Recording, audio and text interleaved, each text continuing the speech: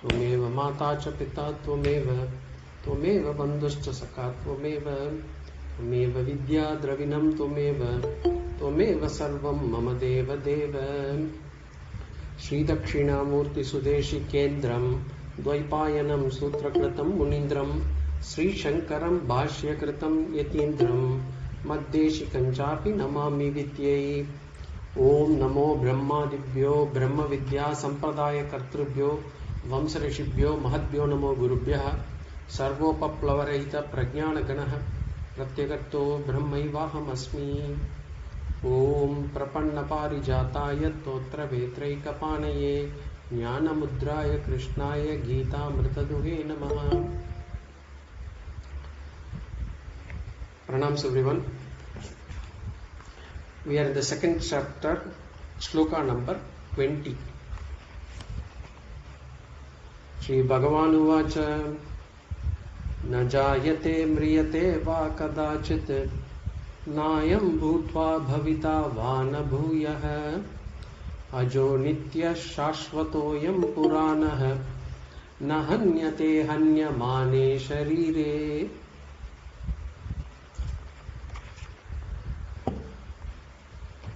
This is the second shloka where Bhagavan is actually picking up directly from the mantras of Katoponishad. And here Bhagavan basically negates, or basically Bhagavan tells that Atma is free from the 6 stages of modification. Atma shad vikaaraha. We already saw Atma is nirvikaraha. Atma is changeless. Now, what are those changes that typically any object goes through, or any, for that matter, any body goes through? And in the last class we were going through a few, and then we suddenly had to close the call because of the time ended. So we'll just refresh from the beginning. Asti, that's the first change. Asti is the existence in the seed form, and this is not the asti that we normally say for ashes. It's different. This is asti, is the existence in seed form. And again, when we say existence, do not confuse this with the sat chit ananda. The sat existence that we talked about in Sloka 16, that is different. Here what we are talking about, just before the birth there is a seed form that is called as asti. Then jāyatē is the birth, taking birth. So when we are in the womb of the mother, it is called as asti. That existence before birth is called as asti. And then when we are born, it's called as jāyatē. Then the next change that happens for us is Vardhate. Vardhate means growing. There is a gradual growth up to 20 to 25 years of our life.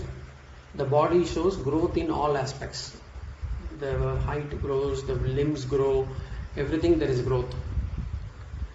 And then after that, after 20 or 25, the body goes through a metamorphosis or some kind of change. There is no growth, but there is a change that is happening, and that is called as viparinamate. So between 20 and 50, there is neither growth nor decay, but there is a change in the body. So that phase is called as viparinamate. And then what happens after 40 or 50, and it varies from individual to individual, what happens? The body goes through some kind of decay. We find some issues in the body, we have health issues, and slowly we are able to see that the old age starts to kick in. Jara comes in, and therefore that phase is called as apakshiyate. Apakshiyate means decaying, that is in the old age. Then finally the body goes through an end, maranam, which is called as vinashyati. Vinashyati means perish. So there are 6 stages: asti, jāyatē, vardhate, viparinamate, then apakshiyate, then vinashyati. So there are 6 stages of changes that happen to the body. Now, what the Shastras and here the Bhagavan says here is, all these 6 modifications are there only for the body. And not just for human bodies, it's there for all bodies. All bodies, the number of years for or maybe different between bodies to bodies for across different living beings, but generally there for all bodies. And this is only for bodies, and Atma is unaffected by all these things. Atma is free from all these 6 modifications. So Atma is not born, Atma does not grow, Atma does not have any kind of modification, Atma does not decay, Atma does not die. And that is the essence of this sloka. Remember, we had already seen Atma to be nirvikaaraha, changeless. But here Bhagavan is repeating because there are subtle concepts that had to be, these are subtle concepts that we have to remember constantly. Because whenever we are saying, I am getting old, I am sick, I am tired, and all those things, it's only from a body standpoint. It is not for Atma. And again, who we have our identification, on what we have our identification is important. What is moksha? Moksha is about shifting the identification from this body to Atma. And that is what this whole spiritual journey is about. Now let us go into the sloka. First we will see the meaning of each word in the sloka, and then later on we will see how this actually, which word in the sloka removes which vikaara, which change. So first we will go through the meaning, and then we will see how it actually relates back to the 6 modifications. Na jāyate mriyatē va kadāchit. Nayam bhūtvā abhavitā va na bhūyaḥ ajo nityaḥ śāśvataḥ purāṇaḥ. I am is there. Na I am in the first itself. The second we have na I am. So from there we take the I am. I am means this Atma. Na jāyate. Na jāyate means is not born. Na jāyate. I am not born. So basically this Atma is not born. But we celebrate birthdays. That is for what? The birthday is for the body, the sharira. And not even the sukshma sharira. We are talking about only the stula sharira has a birth date. Only the stula sharira has a birth date. The sukshma sharira also does not die. In fact, in another sloka, Bhagavan will say sukshma sharira does not die. And sukshma sharira is also not born. So, which means the mind, there is no death for the mind. Sukshma sharira means mind. What we are talking about was only the physical body. Only the physical body is born. So, I am na jāyatē. This Atma is not born. Then, mriyatē va kadāchit, it says. So we will have to substitute that na jāyatē, na mriyatē va. So va we bring it here. Va normally means otherwise, but here we will take va to be and. Va. Va as and. So and na mriyatē.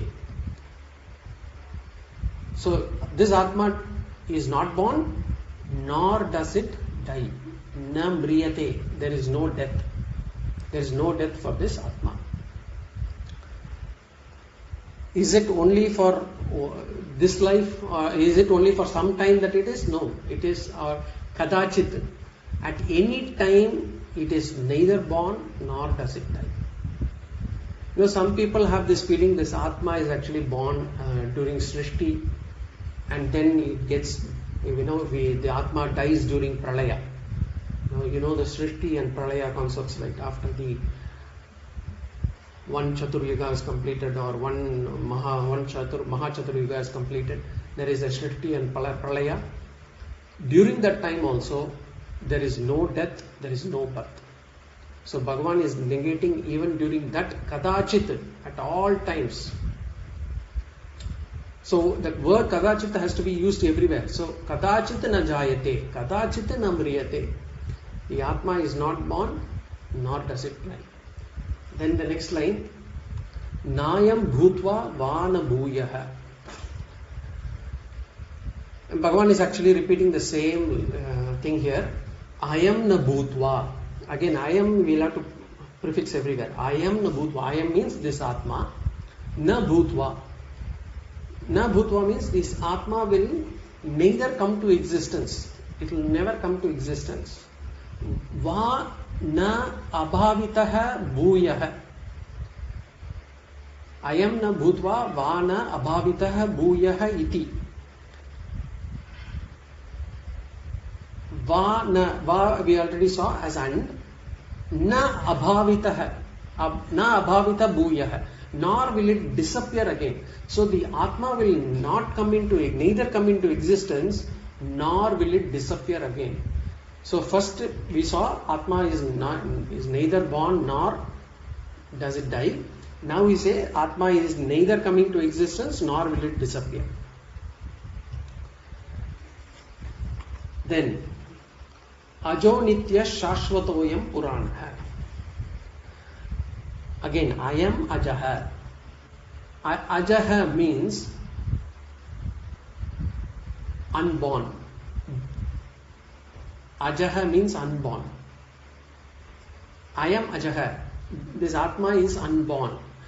Bhagavan seems to be repeating. Neither does it die, neither is it born, nor does it die. Neither it comes into existence, nor it does disappear. Neither it is unborn. Why? Because Bhagavan wants to make sure that these concepts are drilled into our brain. And then he says, ajaḥ nityaḥ. We already saw Atma nityaḥ, which means it is always there, it is eternal. Nityaḥ means there is no death. So again Bhagavan is repeating, there is neither does the Atma born, nor does it die. So third time Bhagavan has repeated it now. Na jāyatē, na mriyatē. And then he says, nāyam bhūtvā, nāyam bhūtvā, abhavitā vā na bhūyaḥ. Now, ajo nityaḥ. Again, so 3 times he has repeated this. Then he says, śāśvataḥ. I am śāśvataḥ. Ajo nitya śāśvatoyam purāṇaḥ. I am śāśvataḥ. Śāśvatam we know. Śāśvatam means it always exists. So this Atma always exists. That is the meaning of śāśvataḥ. Then purāṇaḥ. I am purāṇaḥ. Purāṇaḥ. Again it means Atma always exists. Purāṇa means pura api navah iti purāṇaḥ. Pura means old. Navam means new. Pura api navah means it may be old but it is still relevant. That is the exact meaning of purāṇaḥ.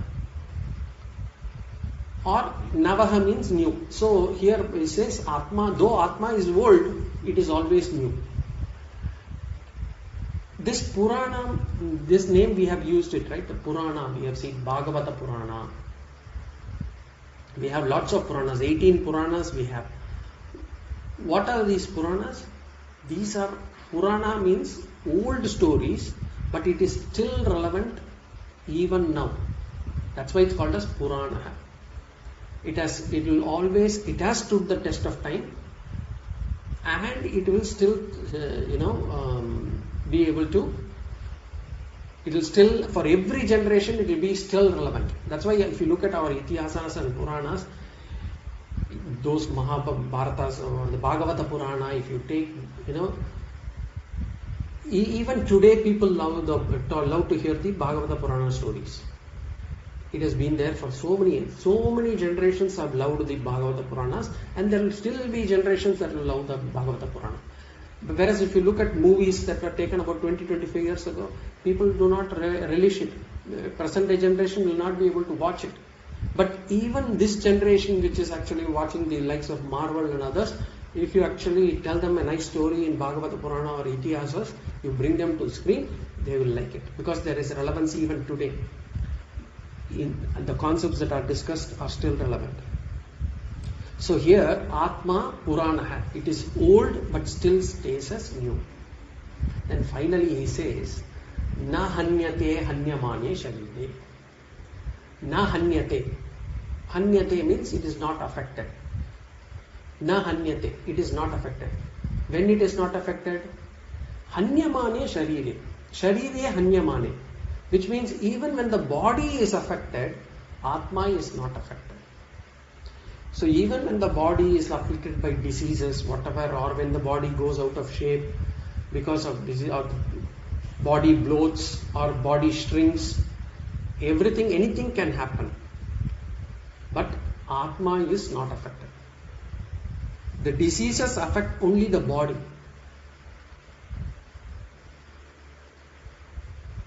Hanyate means afflicted, tormented. Atma is not affected. Atma does not go out of shape. Body goes out of shape. Atma does not go out of shape. So this is the exact meaning of the Sloka. Word by word meaning of Sloka. Now, we have to see how Bhagavan has called out each of the vikaaraha, each of the changes in each of the words that he has used in the first 3 lines. So what are the ones? We have seen the 6 changes: asti, jāyatē, Vardhate, viparinamate, apakshiyate, vinashyati. 6. Existence in seed form, birth, growth, modifications, decay, death. 6 of them. So now we will see how he has actually referred in this sloka using the word terms. So we see in the verbs na Jayate, na mriyatē, na bhūtvā, śāśvataḥ, purāṇaḥ, na hanyatē. So we have these words. So now we have to see where does each of these 6 modifications or 6 vikaaraha fit in the sloka. So asti means comes into existence. Now asti is called out in the line nayam bhūtvā abhavitā vāna bhūyaḥ. What we saw is the meaning there. Nayam bhūtvā na abhavitā na bhūyaḥ. It will neither come into existence nor will it disappear again. So what Atma does not come into existence. So asti is negated here. Asti is existence. Existence is negated here. Then na jāyatē. Na jāyatē negates jāyatē, which means birth is negated. Na jāyatē. Na mriyatē. Na mriyatē means death is negated. So vinashyati is negated there. So we have negated 3. What are the 3? Existence, birth, and the last. So for 1, 2, and 6 have been negated.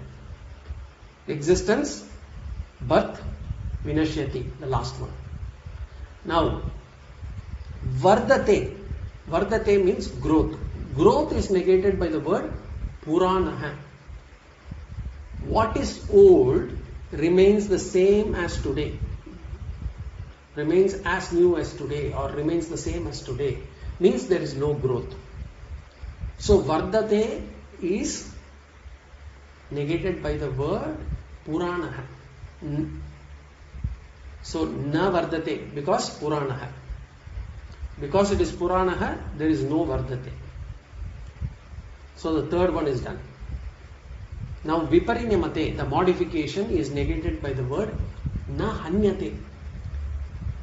We saw hanyatē to be affected, afflicted by diseases, affected whatever. When the body, which means when the body gets affected, it goes out of shape, it changes, we can bloat, we can shrink, whatever it is, the modification happens. So the viparinamate is negated by the word na hanyatē. When the body is modified, the Atma is not affected. Therefore, Atma is free from viparinamate. What is viparinamate? We have heard the word parinama. Parinama means change. Viparinamate means no change, lot of change. Viparinamate. So here there is no viparinamate. Then we have negated 1, 2, 3, 4, 6. The final one, fifth one, apakshiyate. Apakshiyate means decay. The decay is negated by śāśvataḥ. Śāśvataḥ means that which does not get old. Śāśvatam, it is ever there, ever present, which means there is no decay, it doesn't get old. So apakshiyate is negated by the word śāśvataḥ. Śāśvataḥ. So all the 6 modifications are negated here. So therefore Atma is nirvikaaraha, which means Atma is free from all the 6 modifications. What are the 6 modifications? Again, existence, birth, growth, change, decay, death. So asti, jāyatē, Vardhate, viparinamate, apakshiyate, vinashyati. So those are the 6 ones. And as I said, these 2 are taken from this sloka, and the previous sloka have been taken from Katoponishad. Therefore, Adi Shankara in his commentary has actually called out these as not slokas but as mantras itself, because these are direct from the Vedas itself. From Upanishads directly those words are taken. So he calls them as mantras. So now we have covered 20 slokas. From 11 to 20, in fact from 12 to 20, except for these 2 slokas in between, we had seen Atma's features of Atma. What are the features of Atma that we had seen so far? Atma nityaḥ. Atma is eternal. Then Atma is satyah. Atma is real. Then Atma sarvagatah. Then Atma is aprameyah. Sarvagata means all pervading. Aprameyah means it is not perceived. It is never the known. It is always the knower. It is aprameyah. Then it is akarta. It's not the doer. It's also abhavitā. It is not the enjoyer.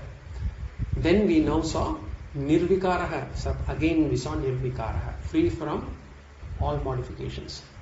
So 7 main features of Atma. In the following verses from now on, Bhagavan will be repeating the same idea in different forms. The idea is the same.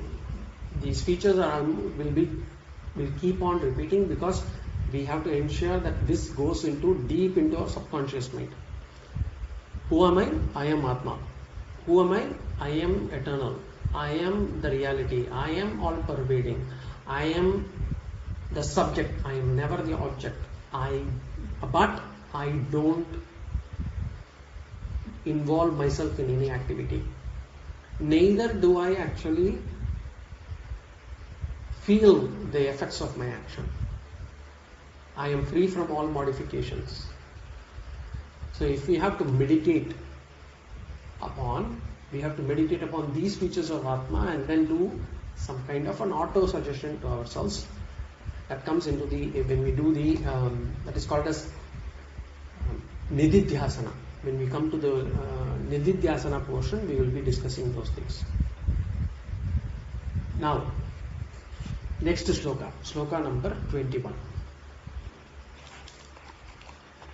Bhagavan continues, Veda vinashinam nityam yayenam ajam avyayam katam sa purusha partha kam gatayati hantikam veda vinashinam nityam yayenam ajamavyayam katam sa purusha partha kam gatayati hantikam. So Bhagavan here again says, he says, Atma is not just akarta. We already saw akarta, it's not the doer. Atma is also not the hetukarta. Hetukarta means it is not the instigator also. So the body does the action. Suppose if somebody agrees the body does the action. But Atma is the one which actually prods the body to do it. If you think in that manner, Bhagavan wants to ensure that that is also clarified. He says Atma cannot be the instigator as well. It cannot be the indirect actor also. So action basically is of two types. One is called the direct action. The other is the indirect action. Direct action is when I myself do the action. Indirect action is when I actually instigate another one to do my job. And in fact, when we talk about karma phala is there for both the actor as well as for the instigator. So when somebody steals or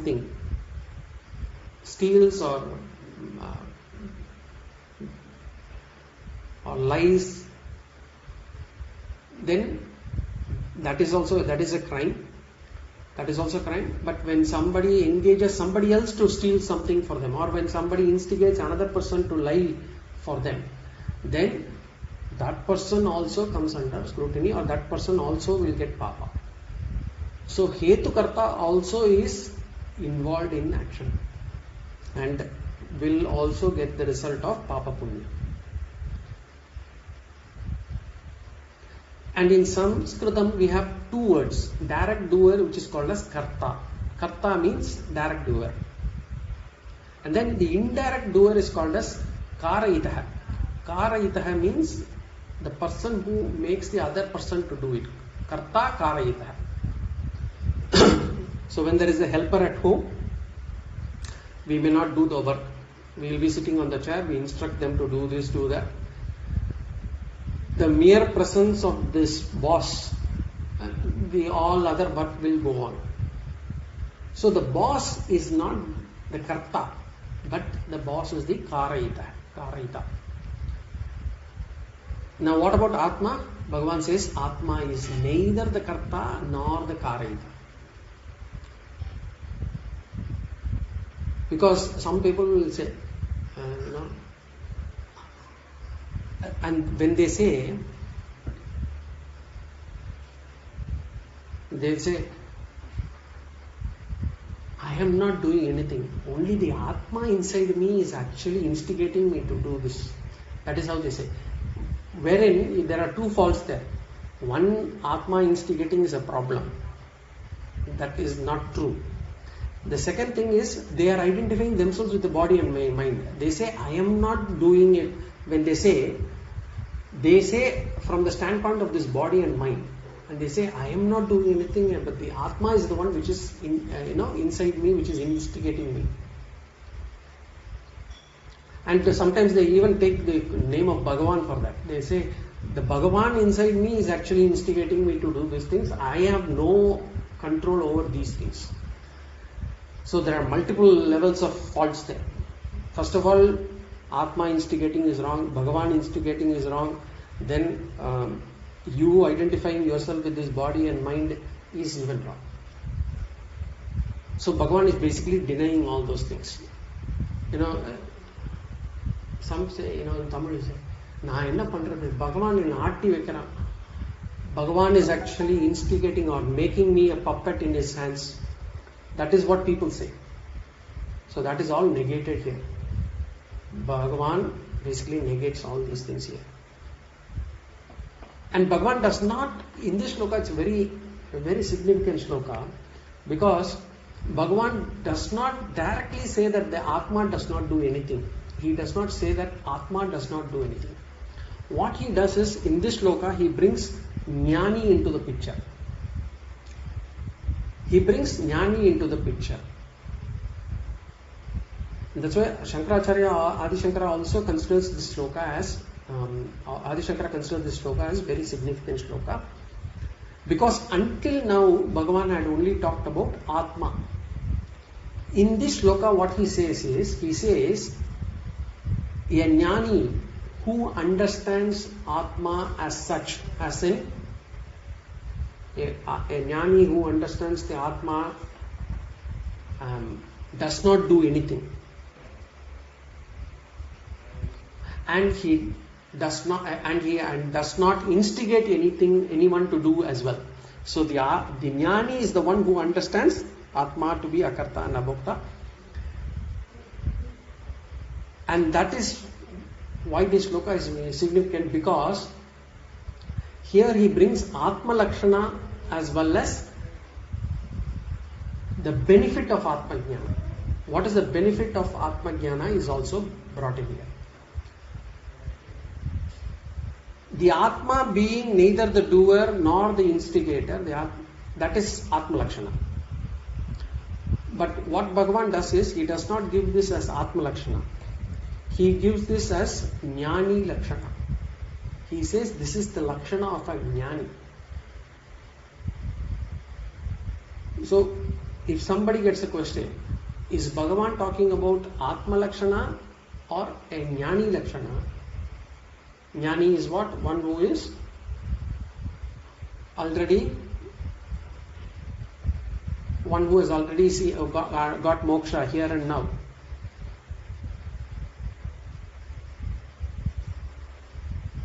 So, whether Bhagavan is talking about Atma Lakshana or Jnani Lakshana, the answer is Atma and Jnani are one only.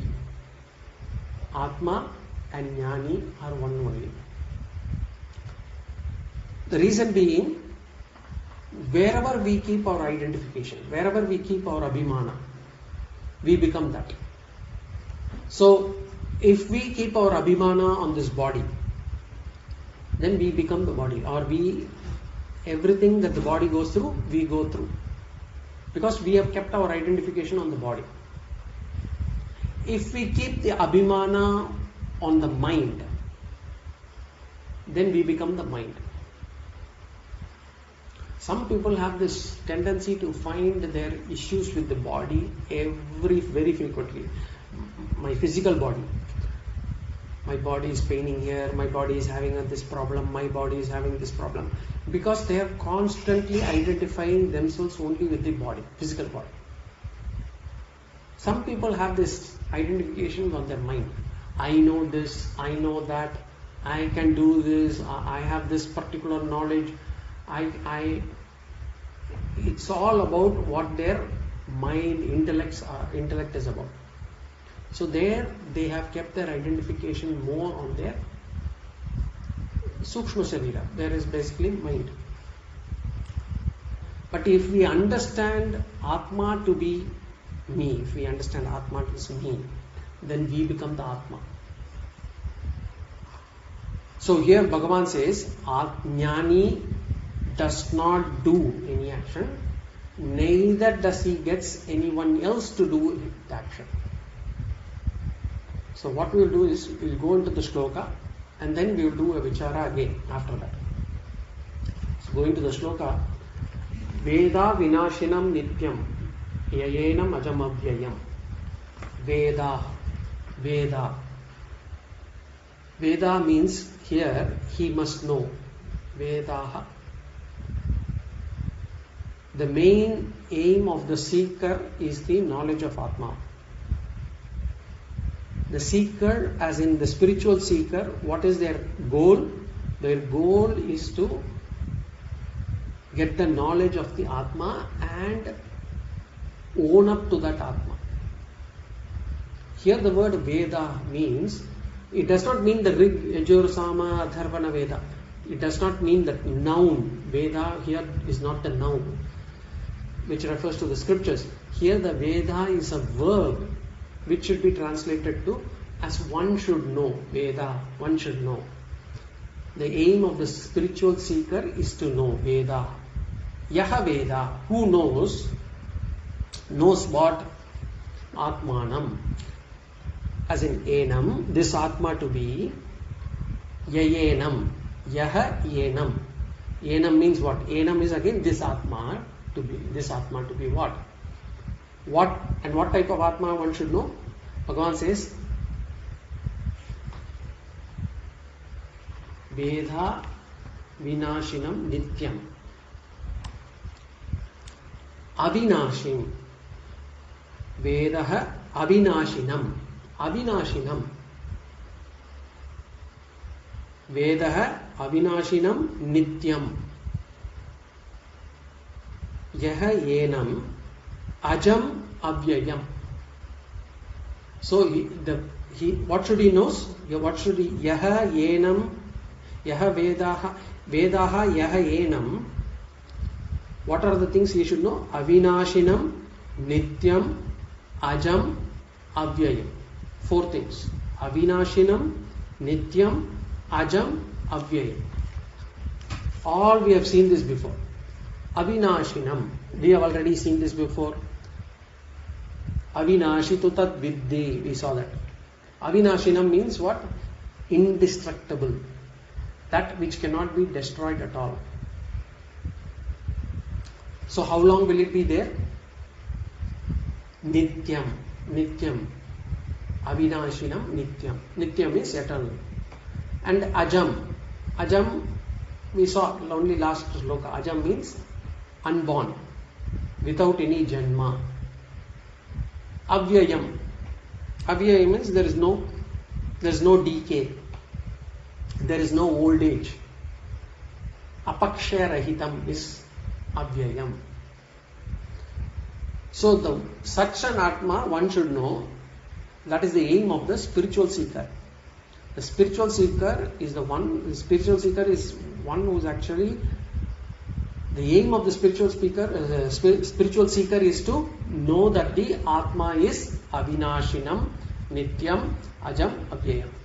And what is the benefit of such a person who understands this Atma to be such?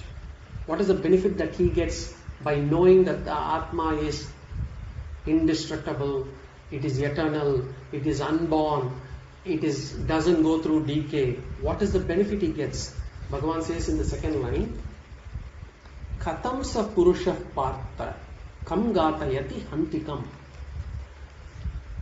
Katam. Saha purusha. Saha purusha means that person. That person here means that jnani. The jnani who has understood the Atma to be avinashi, nityam, ajam, avyayam. That jnani, that person, saha purusha, katam. How? Katam means how. And then kam.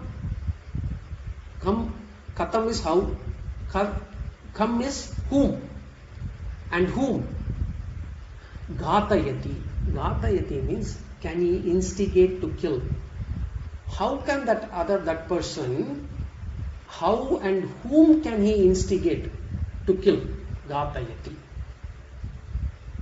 Hantikam, and whom will he kill? Partha. Katam sa purusha partha. Partha means Arjuna. So basically Bhagavan says that person, who can he kill? Hantikam, who can he kill? And katam gatayati, whom can he instigate and how? So it's basically it's a rhetorical question. It's not a question that Bhagavan expects Arjuna to answer. Basically he says, how can this person kill, or how can he even instigate another person to kill? How can he kill? Whom can he kill? He cannot. So here Hanti refers to, when you say how can he kill, Hanti refers to Karta, because the person who kills becomes the Karta. Ghatayati means whom can he instigate to kill? Basically it refers to the Hetu Karta, the instigator. So ghātayati refers to hetukarta, hanti refers to the karta. So basically, how can the Atma instigate anyone to kill? And remember, whenever we say Tasmad Yudhyasva Bharata, go Arjuna, fight this war. It means, and here Bhagavan is using the word kill. All this is not, it's not that Bhagavan wants to give some kind of violent examples. Because they are in the battlefield, the examples are related to the war. And here Arjuna is refusing to fight and refusing to kill. And therefore Bhagavan is saying, how can the Atma instigate anyone to kill? The context is Mahabharata war, and the hanti, hanyatē is all representative action. We should extend it to all other actions also. So that's the Bhagavan says, how can that person who knows Atma to be avinashi, nityam, ajaḥ, and apakshiyate, basically avyayam, how can he actually kill, or how can he instigate others to kill? So that is what the meaning of this sloka is. Now what we know is, sometimes at home what happens is, if there is a lie to be uttered, we ourselves do not want to utter the lie. So we will ask somebody else to say the lie, thinking that, why should I get the papa? Let somebody else get the papa. I am actually not lying. I have made sure that I am not lying. So I get somebody else to do, tell the lie on my behalf, or without me getting involved in it. Actually, Shastra say, now instead of one papa, you will get two papas. One for the lie that has been uttered, and two for instigating the other person to speak the lie. So instigator gets more papa than the actual actor itself.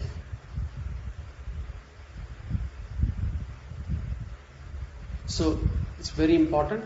So Bhagavan says here, a jnani is neither a karta nor a hetukarta. How can he? That's what we saw in the sloka. How can he be the actor, instigator, or the actor? And jnani and Atma are one and the same. And therefore, the jnani lakshana goes to Atma as its lakshana. Atma is sakshi. Atma is sakshi means Atma is witness principle. We already saw. Atma is not the karta, it's not the bhūtvā. In the last class we saw there are three analogies we picked up. The space analogy, the light analogy, and the cinema screen. Atma is a witness principle. So which is then the karta? Which is then the bhūtvā? It is the body and the mind. The body and the mind are the karta and the bhūtvā, not the Atma. And in the first line, what Bhagavan said, Veda vinashinam nityam yayenam ajam avyayam. The seeker, the jnani, Vedaha, the seeker, he knows Atma to be nityam, ajam, avyayam, avinashi. Now, how does he know himself to be the Atma? How does he know himself to be the Atma? Actually, for us in spiritual progress, when we are doing, have multiple steps for us to get to the final identification that I am the Atma. But if we have to put it in two stages,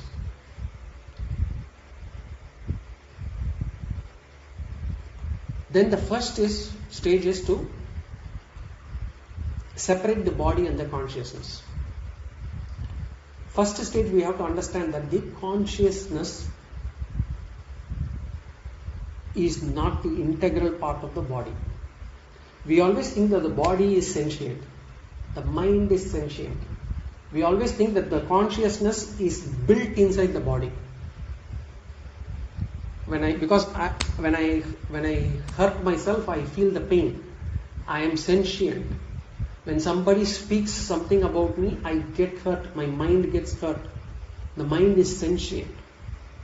And therefore we think the sentiency is built within this body and mind. So the first stage for us is to actually separate the consciousness and the body. We always think that the consciousness is an integral part of the body, separated. Consciousness is not an integral part of the body. What we have to understand is consciousness is an independent entity. It is not related to the body at all. Why? We've already proved the body is inert anyway. After the death, the body is inert. It does not have sentiency. The body is buried, the body is cremated, nobody cries of pain. When somebody speaks, the person does not actually feel hurt, or at least the body does not feel hurt within them. So the physical body, first of all, we have to understand the physical body is and the consciousness principle are separate, independent. And how do we actually recognize this, or what sort of analogy we'll have to take? Remember the light on the hand.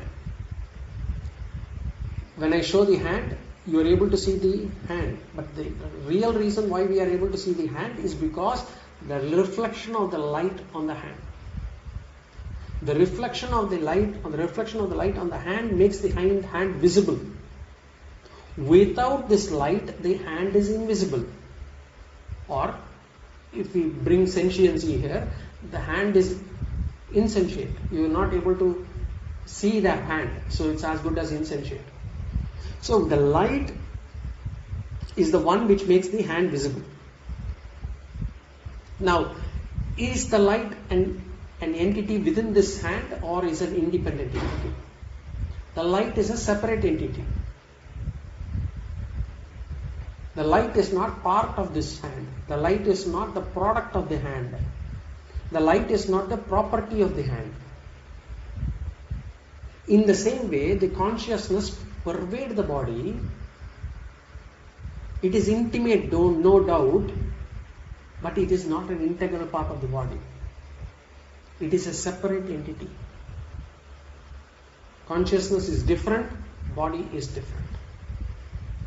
This is the first stage of understanding we need to go to. Now, after this first stage, after we have separated this body, after we have separated the consciousness, then the next aim of us is to ask, I got this body, I got this consciousness. Now who am I? These two are independent. Don't tell me that I am together. No, they are independent entities. Now who am I? Am I the body? Am I the consciousness? Now until we come to Vedanta, what we have claimed? We have always claimed that we are this body. I am this body. I have this problem, this body, whatever problems that the body has, we take it to be ours.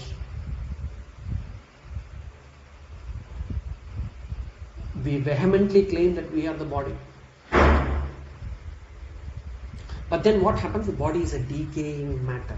Body is a decaying matter, and as we grow old, as the body grows old, we are so obsessed. We are feeling the pain that this perishing body we claim to be ours. So what happens now? I've got the body, I've got the consciousness. Now what should I do? I've been always claiming myself to be this body. Instead of what Shastra says, it's very difficult to claim that you are Atma. What you should do is drop the claim on the body. If you drop the claim on the body, you will automatically claim the consciousness. Don't try to claim on the consciousness, and by claiming on the consciousness, you want to drop the body. That is very difficult. What you do is drop the claim on the body. If something happens to the body, so be it. It's my body which is getting the problem. bodies are bound to have problems. We already saw that, right? Sloka what?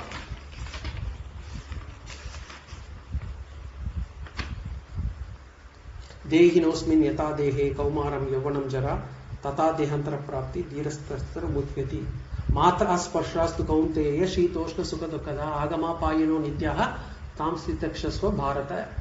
The body will have all these problems. It will come and go. The body will feel cold, the body will feel hot, the body will have, the intellect will have apamana, the intellect will have feel the praise.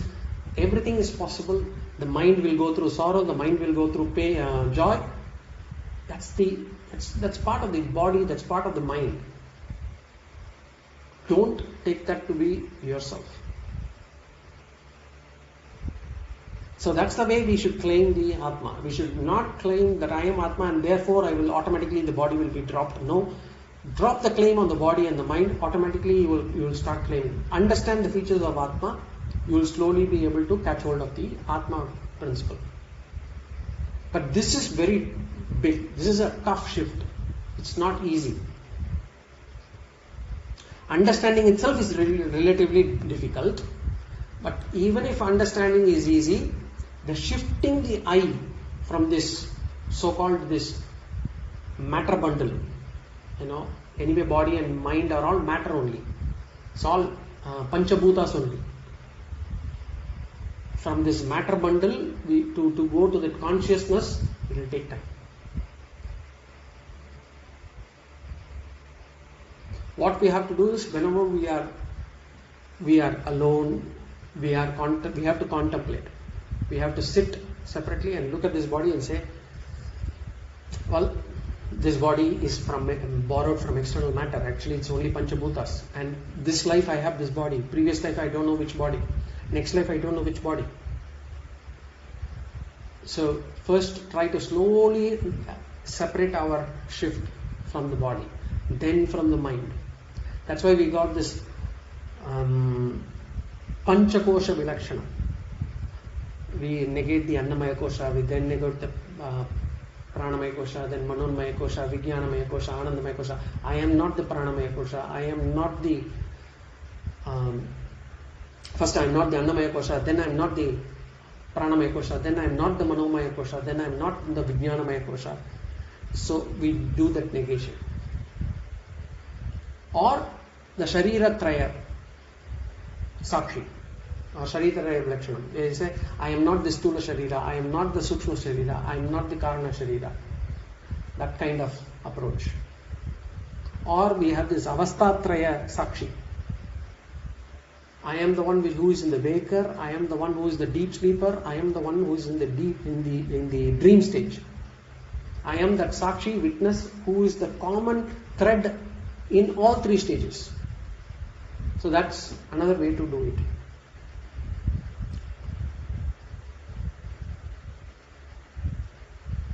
So what is this body? This body is Panchabhutas only. Everywhere in the world is Panchabhuta. This whole thing, this laptop, this book, this everything is Panchabhutas. The body is also Panchabhutas. It's just like, iceberg is different from water. It looks as if iceberg is a different entity, but ultimately it's made of water only. Similarly, this physical body is only Panchabhutas only. And this is Jatam. Panchabhutebhyah Jatam. Jatam means what? Inert. It doesn't have any sentiency on its own. Body belongs to the matter. But when I say I am the consciousness. I am the consciousness which pervades the body, which will survive the dissolution of the body. So this is the second stage. So first stage separate, second stage disown body and own up to Atma. This training is called as Nididhyasanam. I already brought it. There is a training. It's a training that we have to give to ultimately this training has to be given to the mind and the intellect. Although we say this Panchabhuta is not inert and all those things, this training has to be given to the mind and intellect only. To say to the mind, to say to the intellect that I am not the mind, I am not the intellect. So that's how we change from the changing anatma to changeless atma. That is called as the shift that we have to do. From the inert bundle to the consciousness principle. And that is known as vedaha. The seeker does that. The seeker goes through this process and understands himself to be avinashi, ajam, nityaḥ, all those things. So right now I am saying Atma is akarta, Atma is abhovitā. Then I will say, I am that akarta, I am that abhovitā. All these features are not features of Atma, they are all features of mine, me. Previously, Atma is nityaḥ. No, I am eternal. I am the reality. I am the all-pervading. I am the subject. I am the one who is free from all 6 modifications. I am neither the doer nor the enjoyer. So this is known as owning up to the consciousness. So we'll see a little more on this and then we'll go on to the next class. Any questions or comments?